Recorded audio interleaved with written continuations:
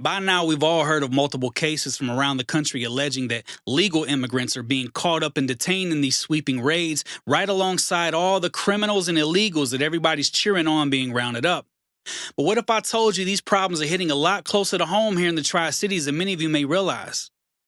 What if I told you that one of your neighbors needs your help right now? Because for months now, her husband has been sitting wrongfully detained in a detention center in Mississippi, and he's weeks away from being sent halfway across the world at no fault of his own.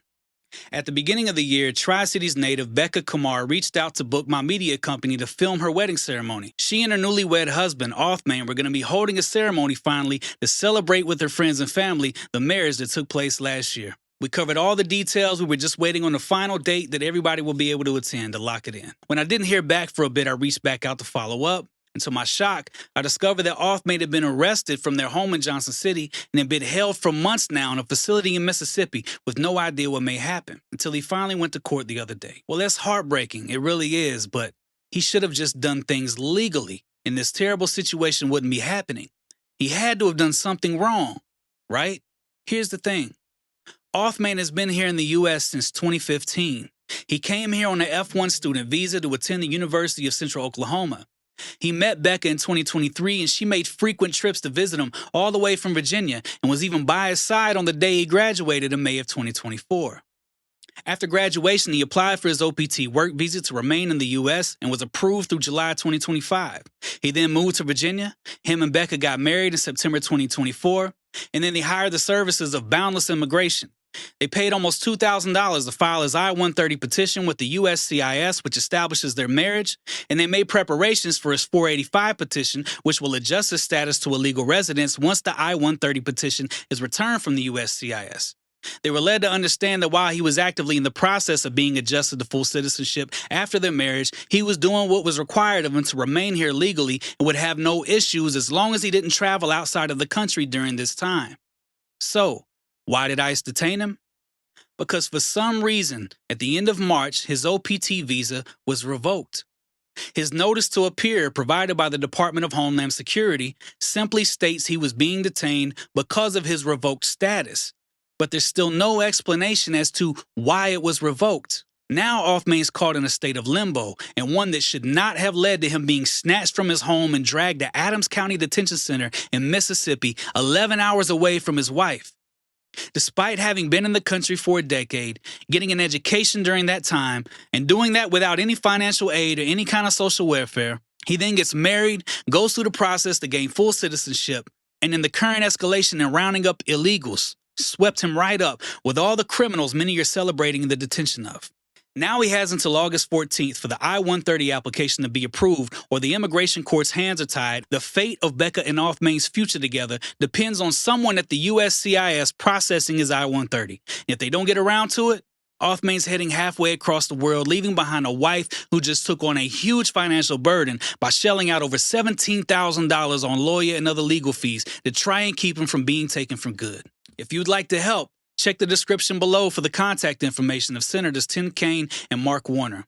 Call or email on behalf of Becca and Othmane Kamar and urge them to take action to expedite Othmane's I-130 petition to the USCIS before August 17th so Othmane, who has been wrongfully detained for the last 3 months, can avoid deportation and can come home to his wife. Now, before the rest of you shrug this off by saying something like, well, this is sad, but it's unique. This story isn't the norm. Let me go ahead and tell you that you are absolutely right. His case is unique, and this story isn't the norm. And I'm hoping that some of you out there who live here in the Tri-Cities, who may have just felt empathy for what Becca's experiencing, can take this next step with me because it is so important. Every person that you've been seeing on these videos walking into immigration court and being ripped out of the arms of their screaming family, every mother you've seen dragged away from her children in the streets and thrown into the back of a vehicle by masked men, every family that's been broken, every community that's been shattered, they are all unique. I don't think I have ever heard anyone argue against deporting people who sneak into this country and commit heinous crimes. And that's what it seems many people are missing right now. That's what many people seem to be celebrating Trump's aggressive immigration policies for doing. But you have to, at some point, be able to see that what's happening is not the thing that you're celebrating.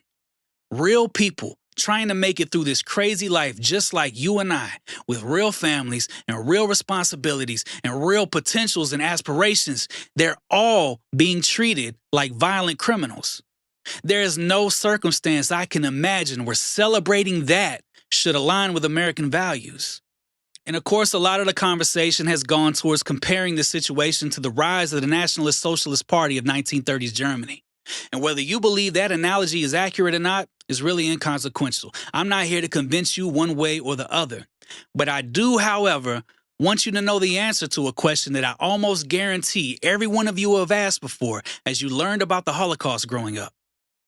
How did the mustache man get all those normal, everyday Germans to do such heinous things? Well, part of that answer is very simple.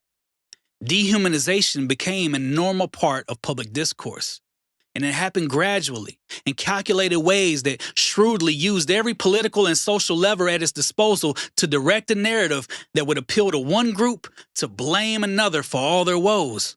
Because something especially sinister happens when this is accomplished. All the people who have been swept into the box which the masses have directed their vitriol towards, they lose their individuality. They're no longer unique. They're no longer husbands. They're no longer wives or parents or children. They're no longer our neighbors or members of our community. They're illegals. They're criminals. They're rapists and gang members. They're low-life scum. They're terrorists. They're Palestinians. They're Jews. They're Tutsis. They're Bosniaks and Armenians and Gypsies. Are you starting to get the picture? They're the downtrodden and oppressed, and unless good, God-fearing patriots start to open their eyes and see their humanity, until they see the image bearers of God in their immigrant neighbors, we certainly maintain the potential and the capacity of becoming a mystery of our own to future generations who just can't wrap their heads around how everyday average Americans were led to commit the atrocities they did. Now, that may sound extreme, far-fetched, and blown out of proportion. And I hope you're right. But more than that, I hope that something starts happening that makes you start noticing when you're watching real people's lives get torn apart at your approval. I hope you begin to see how dangerous it is that the politicians you support say things that are truly heinous and have huge implications that affect real people. And I hope more than anything that you open your eyes to all of this before it happens to someone that you love.